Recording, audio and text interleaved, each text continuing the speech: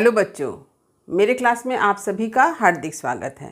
आज का यह वीडियो उन बच्चों के लिए विशेष है जिन बच्चों ने 2024 में क्लास 11 में एडमिशन लिया है वेस्ट बंगाल काउंसिल के अंतर्गत, और वे न्यू सिलेबस के अंतर्गत फर्स्ट लैंग्वेज हिंदी को पढ़ रहे हैं। आज मैं क्लास 11 में पढ़ाए जाने वाले पाठ्य पुस्तक हिंदी साहित्य कला, संस्कृति और अभिव्यक्ति को लेकर उपस्थित हूँ। उनके सिलेबस में अमीर खुसरो जी की 10 पहेलियाँ हैं।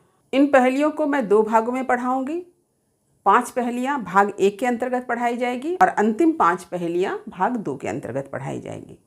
मैं आप लोगों को यह जानकारी दे दूं कि अमीर खुसरो की 5 पहेलियों के उत्तर से संबंधित वीडियो मेरे चैनल पर अपलोड हो चुका है और वीडियो का लिंक डिस्क्रिप्शन बॉक्स में दे दिया गया है। जिन बच्चों ने इस वीडियो को नहीं देखा है वे डिस्क्रिप्शन बॉक्स में जाकर लिंक को क्लिक करके पूरे वीडियो को देख सकते हैं। आज मैं पार्ट 2 के अंतर्गत जिन पहेलियों को समझाने वाली हूँ वह इस तरह से है। देखिए 6 नंबर, एक मंदिर के सहस्त्र दर, हर दर में तिरिया का घर, बीच बीच वाके अमृत ताल, बूझ है इनकी बड़ी महाल। देखिए एक मंदिर के सहस्त्र दर, एक मंदिर है, समझिए उसके सहस्त्र माने 1000 दरवाजे हैं। एक मंदिर के सहस्त्र दर, 1000 दरवाजे, हर दर में तिरिया का घर, और हर दरवाजे से हम लोग क्या देख रहे हैं? एक एक स्त्री का घर देख रहे हैं। तिरिया माने स्त्री, औरत, एक स्त्री का घर है। बीच बीच वाके अमृत ताल, और वो जो घर है उसके बीच बीच में हम लोग क्या देख रहे हैं? अमृत का ताल, अमृत का सरोवर देख रहे हैं। बूझ है इनकी बड़ी महाल। तो अब इसे समझो कि ये कौन सा जगह है, कौन सा मोहल्ला है, कौन सा महाल है। यहाँ पर भी आप इसका उत्तर समझ सकते हैं। तो समझने के लिए आपको कुछ विशेषताओं को जानना होगा कि देखिए अमृत, अमृत किसे कहा जा रहा है? यहाँ पर अमृत कहा जा रहा है मधु को। अब आपको तुरंत उत्तर मिल गया होगा, मधु से क्या होता है? मधुमक्खी। अब मधुमक्खी का घर जो है वो छत्ता है।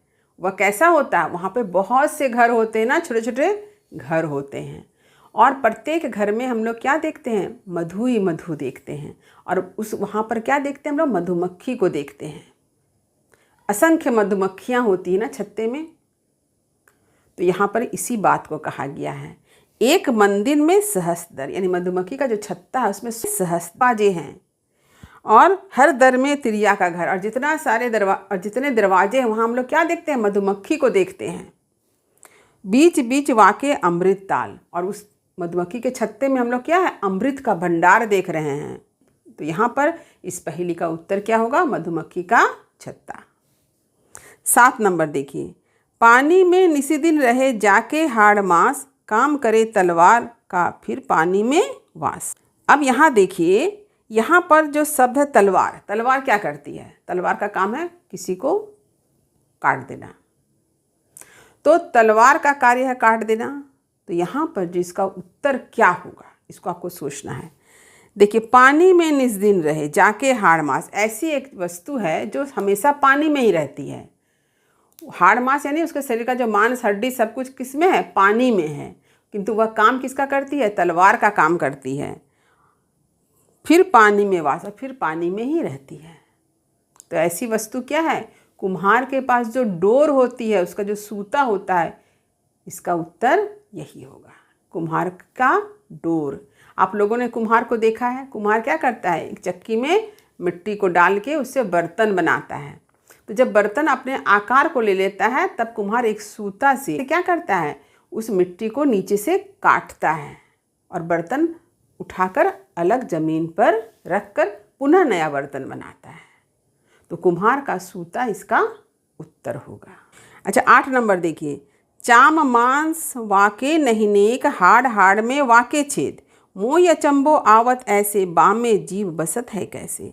देखिए चाम मने चमड़ा, मांस मने आप जानते ही हैं, वाके मने उसमें, नेक मने अच्छा से, यानी एक ऐसी वस्तु है जिसमें चमड़ा भी नहीं है, मांस भी नहीं है अच्छी तरह से, और क्या है? हाड़ हाड़ में वाके छेद। हाड़ हाड़ मने हड्डी हड्डी, हड्डी हड्डी में क्या है? छेद है। मोही अचंभो आवत ऐसे, मोही मने मुझे, अचंभो मने आश्चर्यचकित, आवत मने आना ऐसे। तो कभी बड़े आश्चर्यचकित हो जाते हैं, कभी अचंभा में पड़ जाते हैं। और वामे जीव बसत है कैसे, वामे मने उसमें, जीव मने जीव, बसत मने बसना।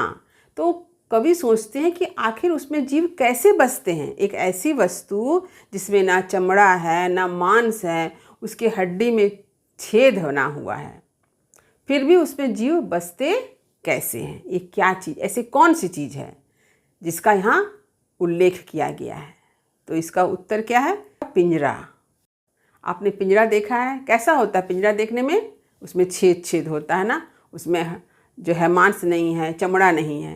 लेकिन पिंजरा में क्या होता है, हम लोग देखते हैं जीव को बसते हुए, यानी उसमें देखते हैं आप पक्षी जो होते हैं उसको उसमें रखा जाता है। कुछ लोग पिंजरे में छोटे छोटे चूहा को भी रखते हैं, तो यानी जीव को रखा जाता है। तो ऐसी वस्तु को देखकर खुसरो जी आश्चर्य में पड़ जाते हैं। इस पहेली का अर्थ हुआ पिंजरा। 9 नंबर देखिए, ये भी बहुत आसान है। एक थाल मोती से भरा, सबके सिर पर औंधा धरा, चारों ओर वह थाली फिरे, मोती उससे एक न गिरे। अब देखिए यहाँ पर आप अर्थ समझिए। एक थाल मोती से भरा, एक थाल है यानी हम लोग खाना खाते हैं थाली में, वही थाली समझिए, बड़ा है होता तो थाल, तो उस थाल में क्या है, मोती भरा हुआ है। सबके सिर पर औंधा धरा, औंधा माने उल्टा, यानी सबके माथे पर उल्टा करके रखा गया है। धरा माने रखना। एक थाल जो है मोती से भरा हुआ है और सबके सिर पर वो उल्टा रखा गया है। तो उल्टा होने से क्या होता है, मोती तो नीचे गिर जाना चाहिए, लेकिन मोती नीचे नहीं गिर रहा है। चारों ओर वह थाली फिरे, और वह जो थाल जो है या थाली जो है वह चारों तरफ घूमते रहती है। मोती उससे एक ना गिरे, लेकिन उससे एक भी मोती हम लोग गिरते भी नहीं देखते हैं। तो इस पहेली का उत्तर जानने के लिए, तो जब आपसे यह कहा जा रहा है कि सबके सिर पर औंधा धरा, यानी सबके सिर यानी मेरे सिर के ऊपर भी, आपके सिर के ऊपर भी, हर किसी के सिर के ऊपर वह क्या उल्टा रखा गया है। तो जब आप सोच रहे हैं कि मेरे माथे के ऊपर, मेरे सिर के ऊपर क्या उल्टा रखा हुआ है, ज़रा देखें तो जब आप देखने के लिए आप नज़र ऊपर करते हैं तो आपको क्या दिखाई देगा, आसमान दिखाई देगा, और उस आसमान में अनगिनत तारे। इसका उत्तर क्या है, आसमान और उसके तारे। आसमान को थाल या थाली माना गया है और जितने तारे हैं उसको मोती माना गया है। यह पृथ्वी जो हम लोग जानते हैं घूम रही है, यह पृथ्वी घूम रही है, फिर भी उसमें से एक भी मोती नहीं गिरता है। तो आपको इस पहेली का उत्तर पता चल गया, आसमान और तारे। 10 नंबर देखिए, 10 नंबर भी बहुत आसान है। श्याम बरन पीताम्बर कांधे, मुरलीधर ना होई, बिन मुरली व नाद करत है, बिरला बूझे कोई। देखिए यहाँ पर कहा जा रहा है श्याम बरन, बरन माने रंग, सांवले रंग का है। श्याम बरन सांवले रंग का है या काले रंग का है। पीताम्बर कांधे, कांधे पर क्या है, पीताम्बर है, पीला वस्त्र है। मुरलीधर ना होई, तो जब आप श्याम वर्ण और पीताम्बर की बात करते हैं तो तुरंत किसका चेहरा सामने आएगा, श्री कृष्ण भगवान का, क्योंकि श्री कृष्ण भगवान का रंग कैसा था, श्याम रंग था और वे पीताम्बर धारण करते थे। लेकिन यहाँ पर कवि कहते हैं वे मुरलीधर नहीं हैं, वे श्री कृष्ण नहीं हैं, मुरली को धारण करने वाले श्री कृष्ण नहीं हैं। बिन मुरली व नाद करत है, तो ये फिर ऐसा कौन है, इसके पास मुरली भी नहीं है फिर भी वह नाद करत है, यानी गुंजार करता है, आवाज करता है। बिरला बूझे कोई, बिरला मने शायद ही कोई, बूझे कोई, इसका उत्तर दे सकता है। तो देखिए श्री कृष्ण भगवान का श्याम रंग, पीताम्बर धारण करना और मुरली बजाना, इसकी जो तुलना की जाती है कभी कभी किसके साथ, भंवरा के साथ। आप लोगों ने अगर भ्रमर गीत पढ़ा है तो भ्रमर गीत में गोपियाँ क्या करती है, भ्रमर के बहाने श्री कृष्ण को उलाहना देती है। श्री कृष्ण का रंग श्याम है, भंवरा का भी रंग श्याम है। श्री कृष्ण पीताम्बर धारण करते हैं, भंवरा में भी पीला रंग का एक दाग होता है।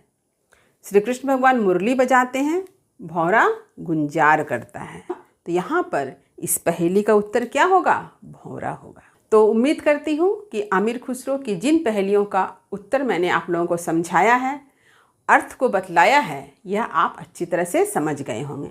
यदि कहीं समझने में कोई दिक्कत हुई होगी तो कमेंट अवश्य करें, वीडियो को लाइक करें, सभी मित्रों में शेयर करें। जो बच्चे मेरे चैनल पर नए हैं वे चैनल को सब्सक्राइब करना ना भूलें, ताकि हर नए वीडियो का नोटिफिकेशन उन्हें समय समय पर मिल सके। तब तक पढ़ते रहिए, जीवन में आगे बढ़ते रहिए। मेरी शुभकामनाएं आप सभी बच्चों के साथ है। धन्यवाद।